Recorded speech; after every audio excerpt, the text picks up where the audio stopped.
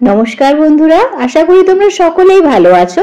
তোমাদের ভালোবাসায় আমিও ভালো আছি। আর তোমাদের সকলকে জানাই অনেক অনেক ভালোবাসা ও শুভকামনা। পৃথিবীর যে যেখান থেকেই আমার এই ভিডিওটি দেখছো, তোমরা সকলে খুব ভালো থেকো। এখানে আজকে তোমাদের যে জিনিসটা রান্না করে দেখাবো সেটা হলো শোল মাছ।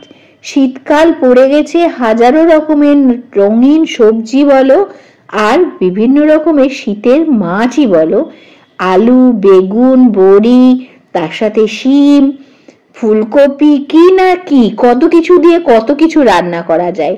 আর আজকে আমি শোল মাছের যে রেসিপিটা তোমাদের সাথে শেয়ার করছি সেটা বাঙালদের ঘরেই বলো আর ঘটিদের ঘরেই বলো, বাঙালি মাত্রই এই রেসিপিটা সকলেরই খুব পছন্দের।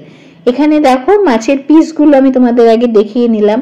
আর আজকে রান্না করব এই যে নিয়ে নিয়েছি একটা বেশ বড় সাইজের লাল মূলো। লাল মূলো খুব পাওয়া এখন রেয়ার, খুব কম ওঠে বাজারে, সাদা মূলোই বেশি। তবে লাল মূলোর যা টেস্ট সেটা অন্য মূলোয় পাওয়া যায় না। তাই জন্য একটা মূলো নিয়ে নিলাম, একটা বড় সাইজের আলু নিয়ে নিলাম। আমার আজকে এই মাছে এতটুকুই প্রয়োজন হবে, তোমরা চাইলে এই সবজিটা কম বেশি করতে পারো। এখন প্রথমেই যেটা আমি তোমাদের দেখাই সেটা হচ্ছে মাছের পিসগুলো।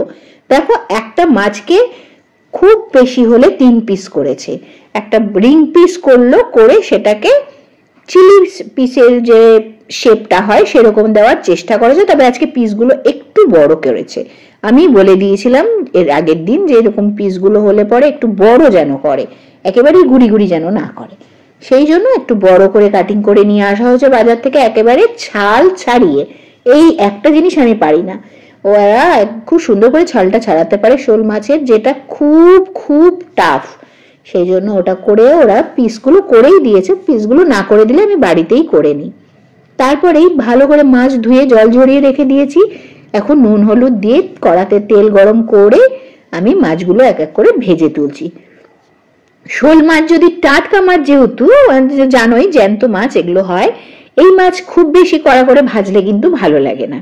যে কোনো টাটকা মাছই বলো, আর আমাদের এখানে খুব সুন্দর সুন্দর টাটকা টাটকা জ্যান্ত মাছ পাওয়া যায় দেখে আমি তোমাদের সাথে যে মাছের রেসিপিগুলো শেয়ার করি সবসময়, সেই জন্য আমি দেখাই আমার রান্নায় কিন্তু আমি একটু হালকা পাতলা ভাজি মাছকে।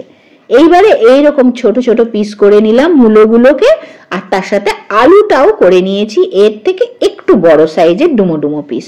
এখন তেলে দিয়ে দিয়েছি দেখতে পেলে তেজপাতা, শুকনো লঙ্কা আর সাদা জিরে।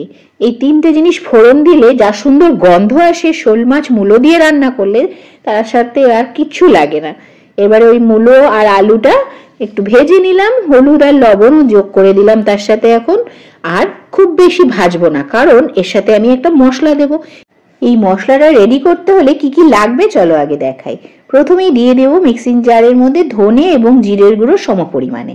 আর আমি সব সময় ধনের পরিমাণটা কিন্তু জিরের সাথে ঠিকঠাক রাখি, কারণ আমি ধনে প্রত্যেকটা রান্নাতেই দিয়ে থাকি বেসিক্যালি, খুব শরীরকে ঠান্ডা করে। আর তার সাথে দিলাম 1 ইঞ্চির মতো আদা, টমেটো, কাঁচা লঙ্কা বেশ খানিকটা দিয়ে এইরকম ঘন একটা পেস্ট করে রেখেছি। এবারে যে লবণ দিয়ে আলু আর মূলোটা ভাজা হয়েছে, কিছুটা কিন্তু ভাজা হয়ে গেছে। এবারে আমি পুরোটা না ভেজে তার মধ্যেই দিয়ে দিলাম মিক্সিং জারে যে মশলাটা করেছি সেই মশলাটা ভীষণ স্মুথ পেস্ট হয়। পাটায় বেটে নিলে তো খুবই ভালো হয়, কিন্তু অনেকটা টাইম লাগবে, ওই জন্য পাটায় বাটার সময় পাই না, মিক্সিতেই বেশিরভাগ সময় বাটি। তবে একটা জিনিস আমি যেটা করে রাখি সেটা আমার কিন্তু ধনে এবং জিরের গুঁড়ো আমি বাড়িতে তৈরি করি। কিভাবে তৈরি করি সেটা না হয় অন্য একদিন শেয়ার করব তোমাদের সাথে, যখন করব সেই সময় টাটকা টাটকাই দেখাবো ভিডিও করে।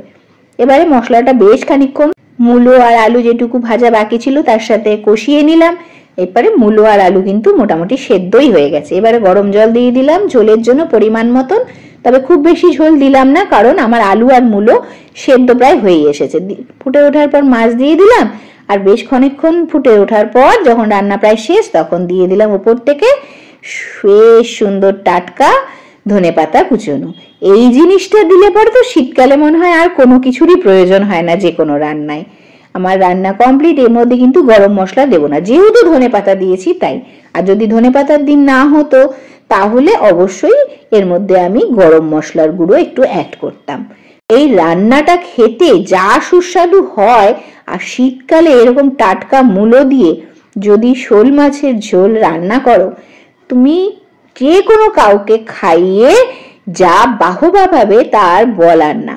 যে কোনো সময় যে কোনো ভাবেই মূলো আর আলু দিয়ে, না হলে শুধুই মূলো দিয়ে যদি শোল মাছের টাটকা টাটকা ঝোল রান্না করো, নিজেও খেয়ে তৃপ্তি পাবে, অপরজনও খেয়ে তৃপ্তি পাবে, আর তোমার নাম করবে রান্নার।